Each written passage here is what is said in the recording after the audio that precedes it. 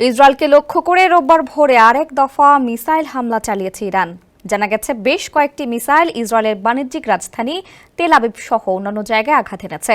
সামাজিক মাধ্যমে প্রকাশিত কয়েকটি ভিডিও ও ছবিতে দেখা গেছে হামলায় একটি ভবন আংশিক বিধ্বস্ত হয়েছে। এছাড়া অনেক গাড়ি দুমড়ে মুচড়ে গেছে। ব্রিটিশ গণমাধ্যম বিবিসির এক প্রতিবেদন থেকে বিষয়টি জানা গেছে।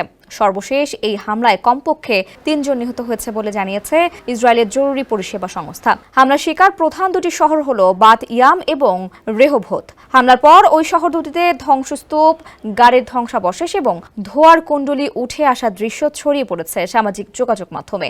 বাতিয়াম শহরের আবাসিক এলাকায় একটি ক্ষেপণাস্ত্র আঘাত হানে, ফলে সেখানে একটি বহুতল ভবনের অংশবিশেষ ধসে পড়ে।